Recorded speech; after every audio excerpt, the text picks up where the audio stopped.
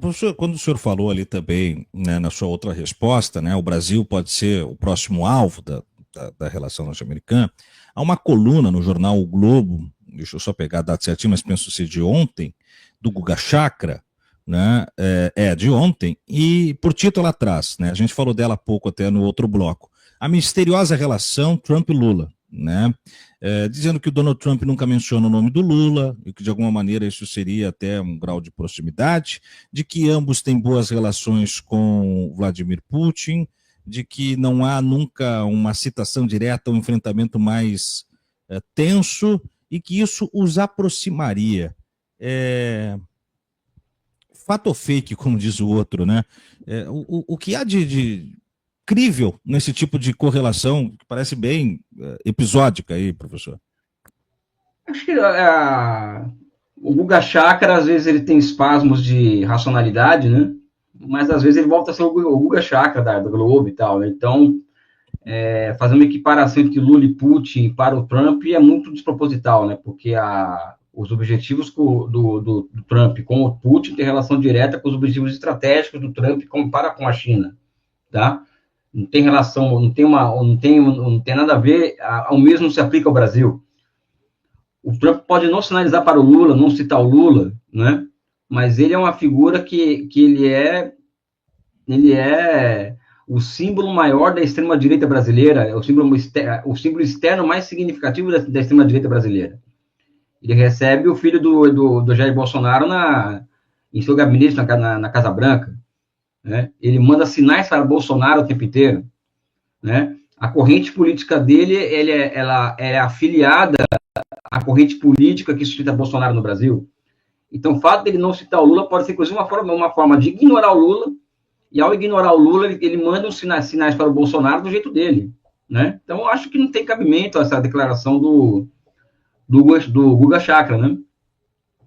Muito bom. O senhor esteve no Flow ontem, foi ontem, na verdade, né? Me corrija aqui, Sim. professor.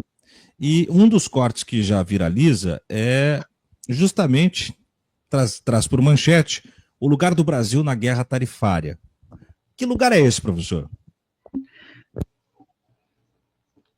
Bem, eu tenho falado sempre que o Brasil, o mundo pode entrar em uma espiral de crise por conta da incerteza hoje que acomete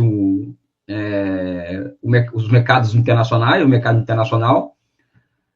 Para termos uma ideia, o grau de incerteza da economia, hoje na economia internacional ela é maior que na época da pandemia. E pandemia é aquilo que eu falei lá, né? Não tem vacina, ninguém sabe se é para sempre, quando vai acabar e tal.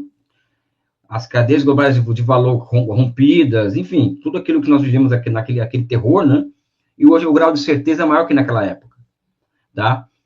Então, o Brasil deveria estar pronto para enfrentar uma crise internacional com mecanismos assim, institucionais, políticos e financeiros que pudessem viabilizar, aquecer a demanda interna, como aconteceu em 2009, por exemplo, quando nós tínhamos o BNDES operando com TJLP e colocando 150 bilhões de reais na economia brasileira para enfrentar a crise, com a Petrobras como polo de geração de demanda efetiva a partir de encomendas internas, a Eletrobras, né? Quando nós tínhamos uma política de financiamento do crédito, por exemplo, do consumo, né? Hoje nós não temos mais esses instrumentos. Né? E esses instrumentos não foram recuperados, ou nem minimamente recuperados, nos primeiros 2 anos do governo Lula, tá? Que pratica uma política econômica monetária muito conservadora.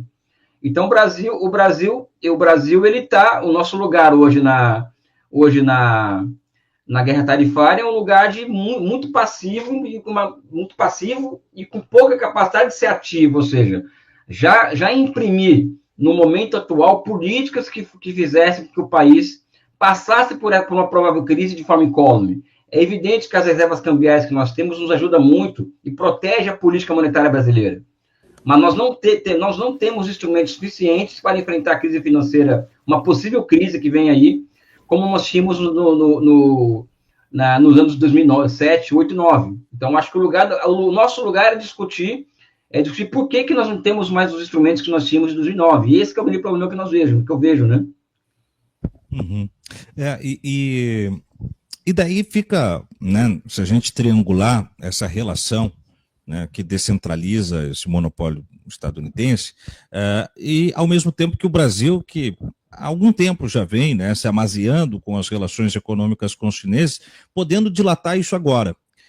A curto prazo, a gente terá um impacto, né, de maior relação político-comercial com a China e menos com os Estados Unidos, ou ainda vai se tentar estrabicamente atender as duas frentes, professor?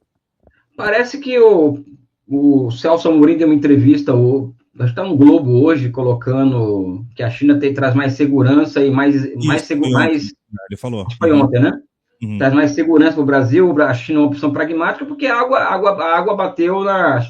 Enfim, a realidade se impôs ali ao núcleo da política, do governo brasileiro e da política externa, porque o nosso aliado preferencial deve ser a China hoje, não é nem também por uma questão de simpatia ideológica, é por uma questão puramente pragmática. A China nos entrega possibilidades, né, que são muito grandes, para que ela seja uma janela aberta para o nosso processo de reindustrialização, né?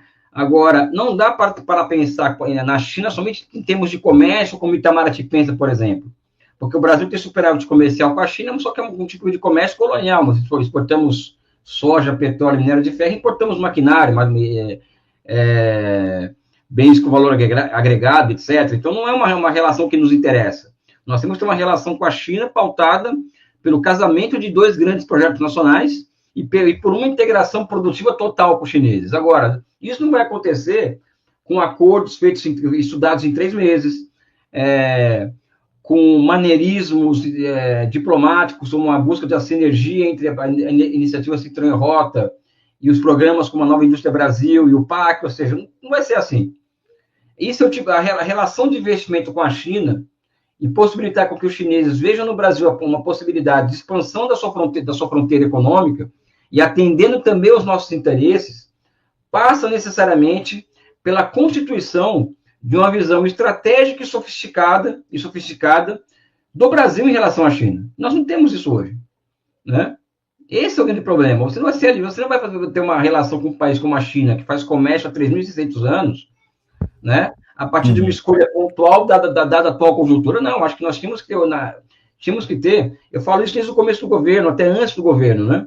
Que as nossas relações com a China, elas são tão estratégicas que ela tinha que sair do âmbito do Itamaraty, inclusive, sabe? Quanto menos diplomata cuidar das nossas relações com a China, seria melhor, tá? Mas como nós terceirizamos a nossa política externa para o Itamaraty, nós vivemos, né, em uma situação em que a cadeia das relações Brasil-China, por exemplo, que passa pelo responsável político pelos BRICS, que passa pelo embaixador do Brasil na China, que passa pela secretária de Assuntos Internacionais do Ministério da Fazenda, todos eles trabalharam ativamente durante o golpe de Estado de 2016.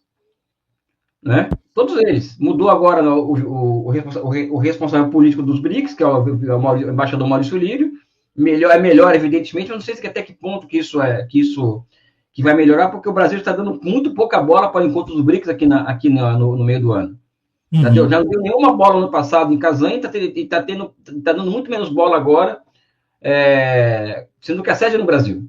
Tá? Então, aqui eu sou um pouco pessimista ainda em relação